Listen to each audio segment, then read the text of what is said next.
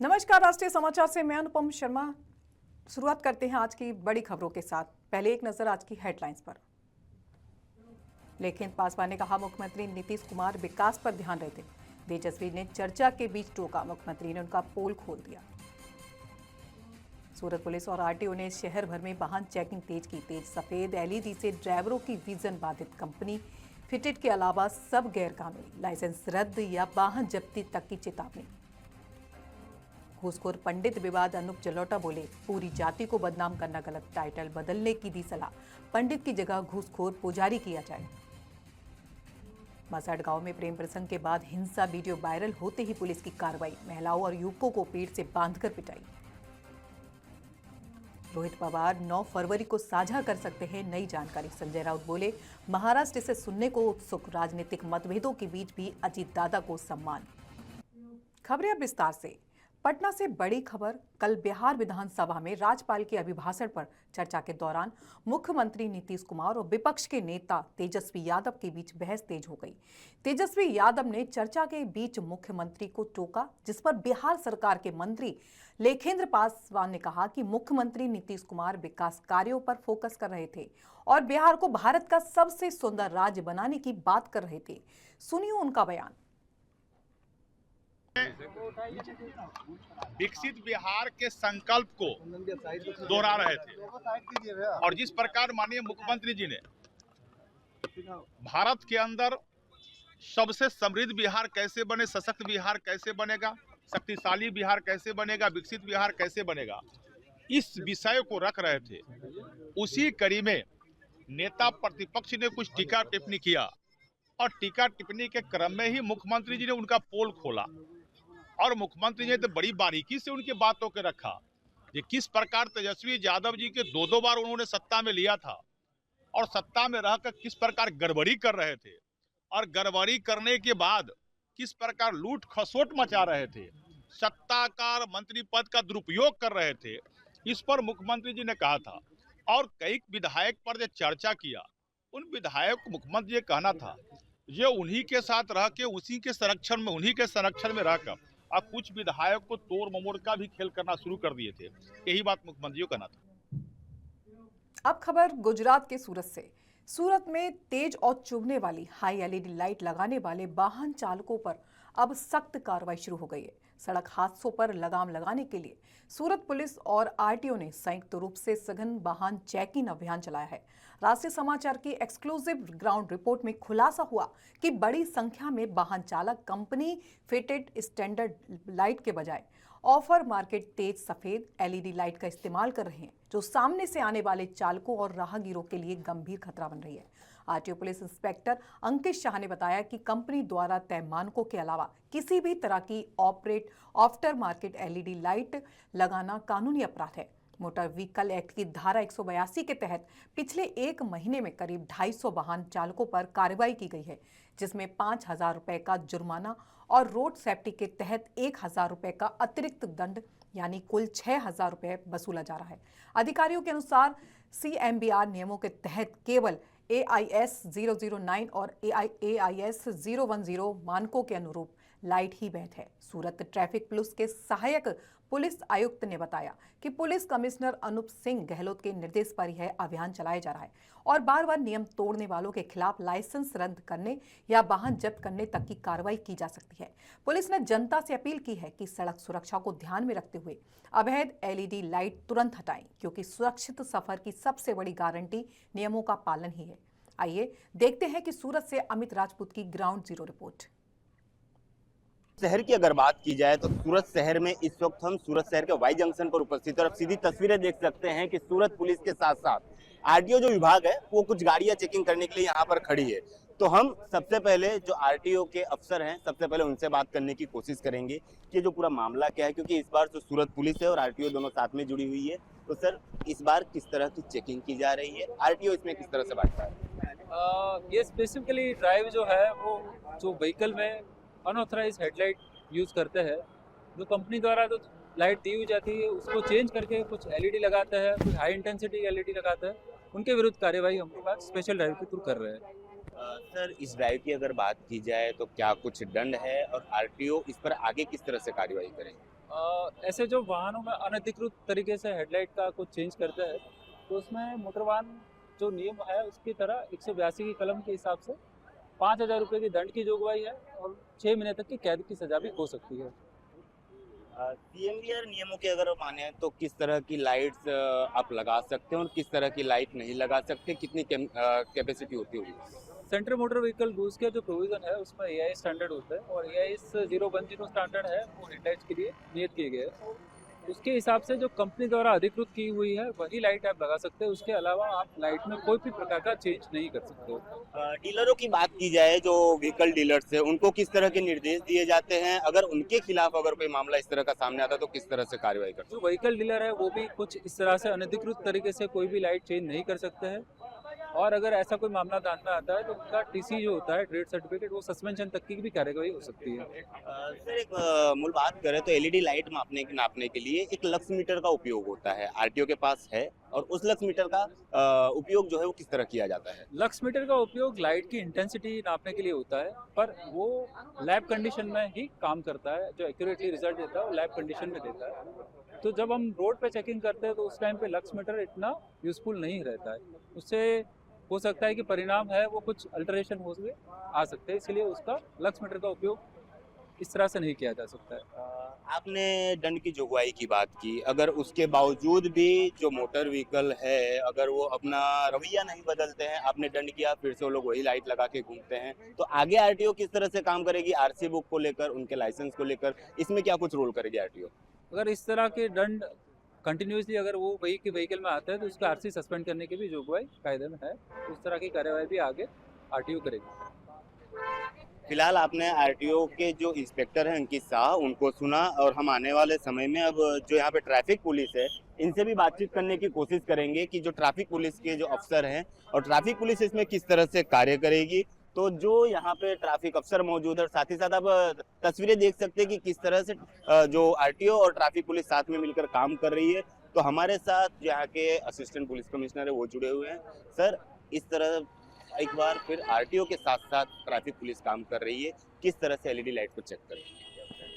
हमारे सूरत शहर के police commissioner Shri Anupam Gehlot sir ने खास एक निर्देश दिया था कि जो वाइट एलईडी लाइट है जिसके फ्लैशिंग और ग्लेयर की वजह से काफ़ी दूसरे जो वाहन चालक है उसको नुकसान होता है, कहीं पर एक्सीडेंट भी हो सकता है, उसका एक खतरा भी रहता है।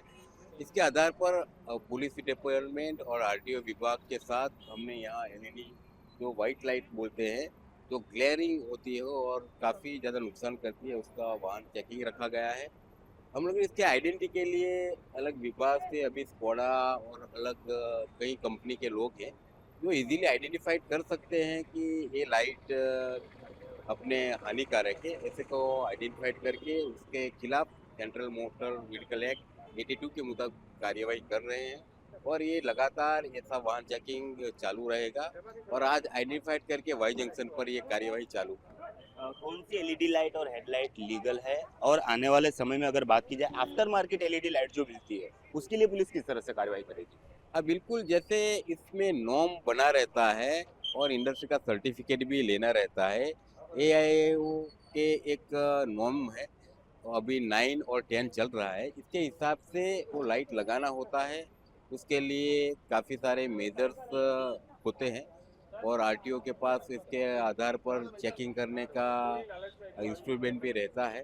तो हम लोग ज़्यादा से ज़्यादा आइडेंटिफाइड करके इसके हिसाब से जो नियम के हिसाब से जो लगाया होता है उसको ही हम अलाउ करते हैं, वरना आरटीओ के उनके पावर से कि 5,000 तक उसका चालान बना सकते हैं, रसीद दे सकते हैं और जो ऐसी लाइट थे उसको निकाल भी सकते हैं। तो आज हम एक अवेयरनेस कार्यक्रम भी है और साथ साथ में ऐसे जो ग्लेयरिंग लाइट वाले हैं उसके ऊपर दंडात्मक कार्यवाही चालू कर। सर, ये एलईडी लाइट चेक करने का एक लक्स मीटर आता है, सूरत ट्रैफिक पुलिस या सूरत पुलिस के पास ये उपलब्ध है? अगर नहीं है तो सूरत पुलिस किस हिसाब से इसे चेक कर रही है एलईडी लाइट?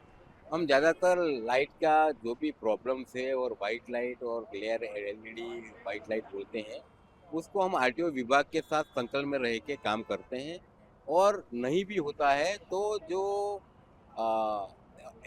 अपने यहाँ जो मैन्युफैक्चरर्स हैं उनके जो तकनीकी जो बेहतर कारीगर है वो एक्सपर्टाइज है उनके साथ में रह के इसको आइडेंटिफाइड करते हैं और लक्स मीटर वगैरह आरटीओ के पास है, उसको हम यूज करके कार्रवाई कर रहे हैं।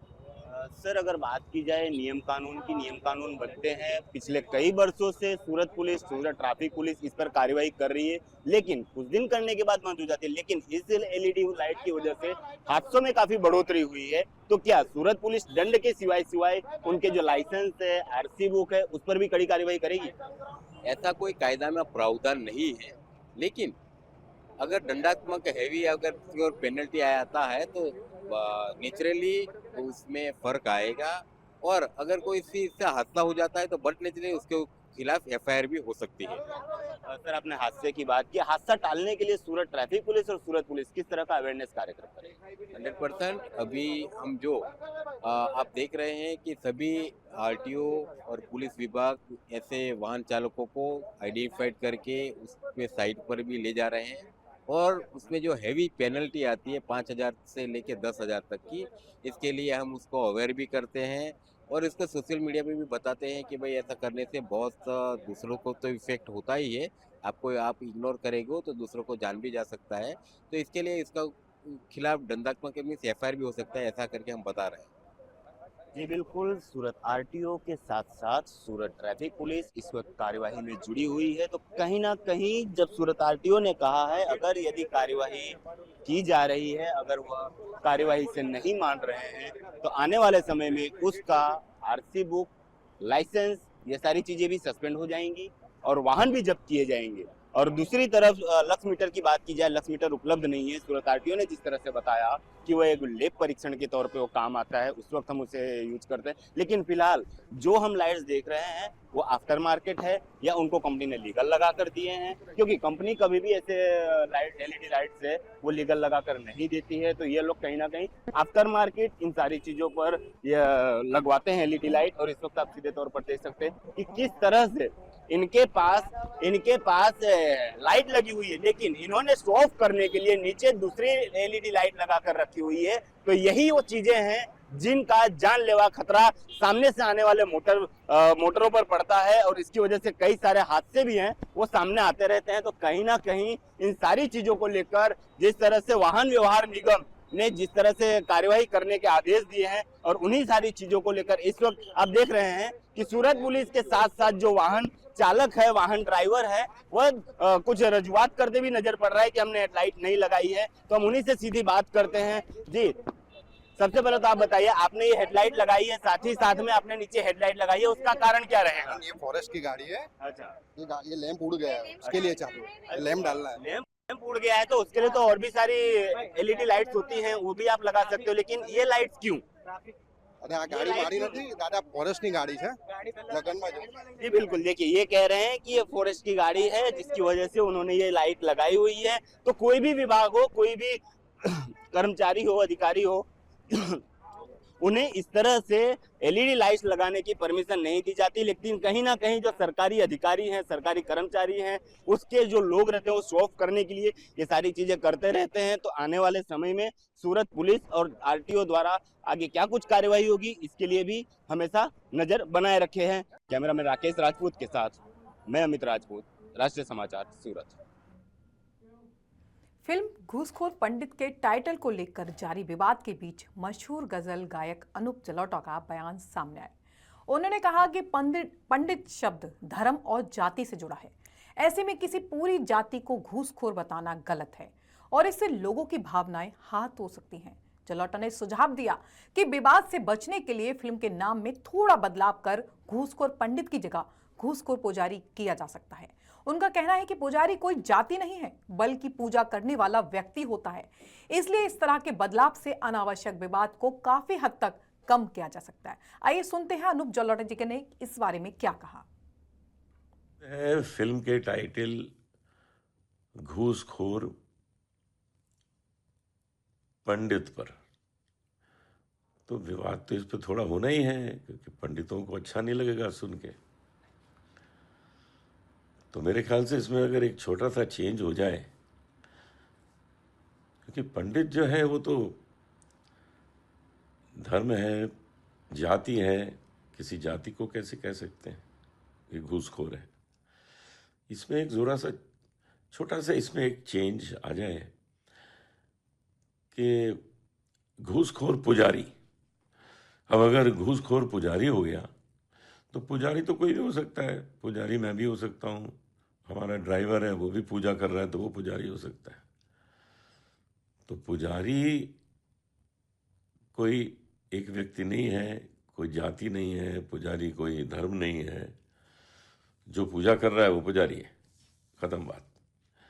तो अगर ये छोटा सा टाइटल में परिवर्तन हो जाए, घूसखोर पुजारी, तो कई लोगों की मुश्किलें जो हैं वो आसान हो जाएंगी, हल हो जाएंगी, ऐसा मेरा सुझाव है। वारडोली तालुका के मसाड गांव से बड़ी खबर सामने आ रही है। यहां प्रेम प्रसंग से जुड़े विवाद ने हिंसक रूप ले लिया है। हलपति समुदाय का एक विवाहित युवक कोली समुदाय की एक अविवाहित युवती के साथ भाग गया, जिसके बाद कुछ लोगों ने कानून अपने हाथ में ले लिया। रिपोर्ट्स के अनुसार इस घटना के दौरान युवक की निर्दोष मां और उसके भाई बहनों के साथ मारपीट की गई। गुस्साए लोग हलपति समाज की बस्ती पहुंचे और 2 महिलाओं तथा 3 युवकों को एक पेड़ से बांधकर लाठियों से पिटाई की गई। घटना का वीडियो सोशल मीडिया पर वायरल होने के बाद पुलिस हरकत में आई। बारडोली ग्रामीण पुलिस थाने में अत्याचार निवारण अधिनियम, जान से मारने की धमकी और दंगा करने जैसी गंभीर धाराओं में मामला दर्ज किया गया। कुछ ही घंटों में पुलिस ने सभी 13 आरोपियों को गिरफ्तार कर लिया है और आगे की जांच जारी है। बारडोली रूरल पुलिस स्टेशन का जो गांव है मसाड़ गांव, उस गांव में एक रक्षक नाम का जो लड़का है वो एक लड़की को लेके भाग गया था। उसके अनुसंधान में लड़की के परिवारजनों और गांव के अन्य लोगों लड़के के घर पे जाते हैं और लड़के के भाई उसकी माता और बहन को वहां पे पीटते हैं और घीसड़ के गांव के चौराहे के बीच में लाते हैं और एक झाड़ के साथ वहां पे और एक पेड़ के साथ वहां पे उसको रस्सी से बांध देते हैं, फिर वहां पे मारते हैं। इसी अनुसंधान में बारडोली रूरल पुलिस स्टेशन में एक एफआईआर दर्ज की गई है, जिसकी तपास डीवाईएसपी SC/ST सेल के तौर पर मेरे पास है और गुना की तपास में 13 आरोपी की धरपकड़ की गई है और आगे की कार्यवाही चालू है इसके अनुसंधान में। महाराष्ट्र की राजनीति में आज फिर बड़ी खबर सामने आई है। पूर्व उप मुख्यमंत्री अजित पवार की प्लेन क्रैश में हुई दुखद मौत को लेकर सवाल उठ रहे हैं। खबर है कि अजित पवार के भतीजे और विधायक रोहित पवार 9 फरवरी को मीडिया के सामने इस हादसे से जुड़ी कुछ जानकारी साझा कर सकते हैं। इसी को लेकर जब शिवसेना उद्धव दल के सांसद संजय राउत से सवाल किया गया तो उन्होंने रोहित पवार को पवार परिवार का अहम सदस्य बताते हुए कहा कि अगर वे कोई नई जानकारी साझा करेंगे तो पूरा महाराष्ट्र उसे सुनने के लिए उत्सुक बैठा है। रोहित पवार परिवार के एक महत्वपूर्ण सदस्य हैं। अजीत दादा उनके चाचा हैं।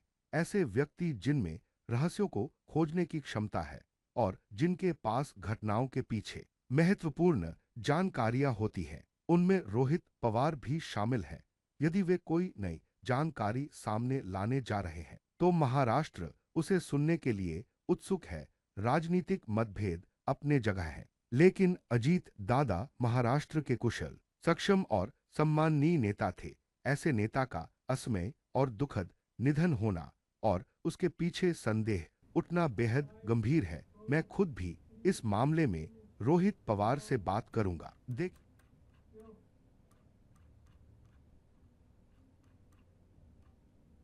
मुंबई में अवैध फेरी वालों को लेकर राजनीति फिर गर्म हो गई।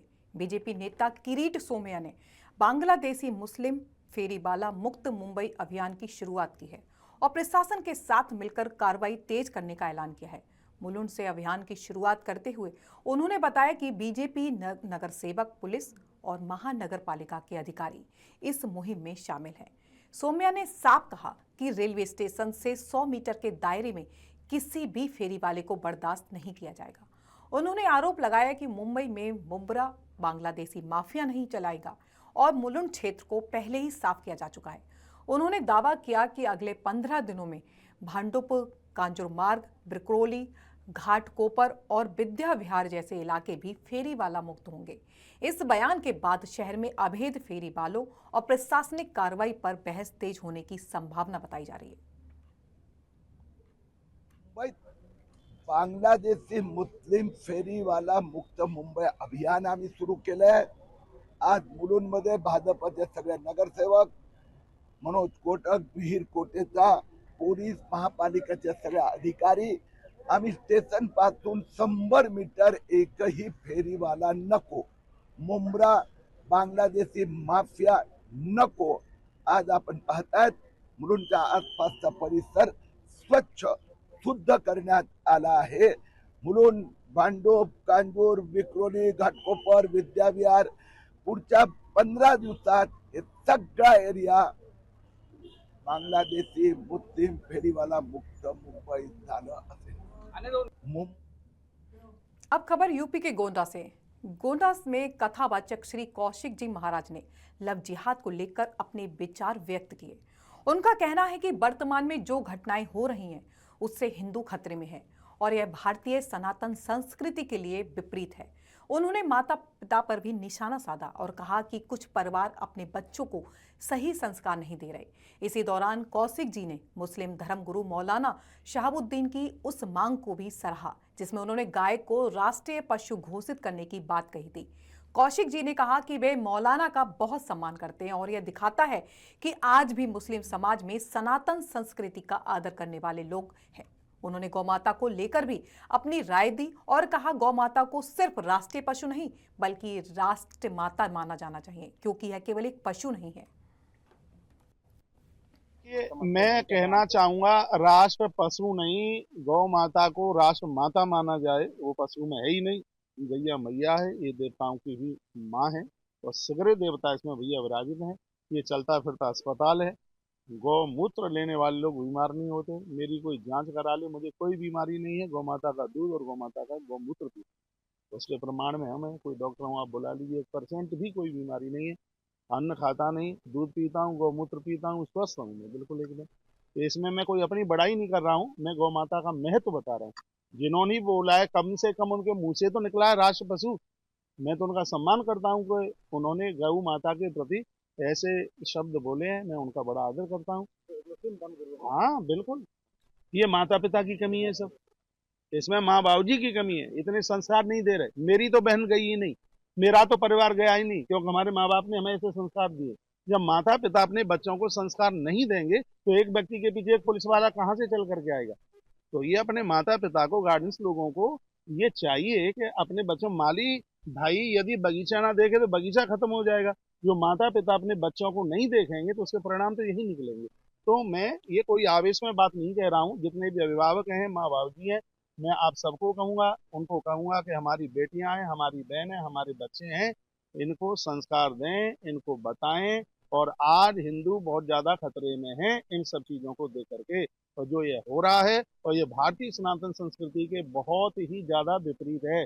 देश में जीएसटी लगी, देश में नोटबंद हुआ, ये कोई समस्या नहीं थी, कोरोना आया आकर के चला गया, लेकिन जिस देश का युवा फेल हो जाएगा उस देश में कुछ बचेगा ही नहीं। आज युवाओं को बिल्कुल सतर्क रहने की जरूरत है। मैं अपनी बेटियों को, मैं अपनी बहनों को कहना चाहूंगा, इस तरह के जो संबंध होते हैं इसमें प्राणों को देने के अलावा और कुछ भी नहीं है। आज कितनी बेटियों की मौत हो रही है, आज कितनी ऐसी स्थितियां बन रही हैं। इसलिए ये सब चैनलों के माध्यम से मैं बिना आक्रोश के बहुत विनम्रता के साथ कहना चाहूंगा, अपने खानदान, अपना परिवार, अपना धर्म, अपनी संस्कृति, अपनी नीति, इसको नहीं छोड़िएगा। खबरोका सिलसिला चलता रहेगा। मिलते हैं छोटे से ब्रेक के बाद, तब तक के लिए नमस्कार।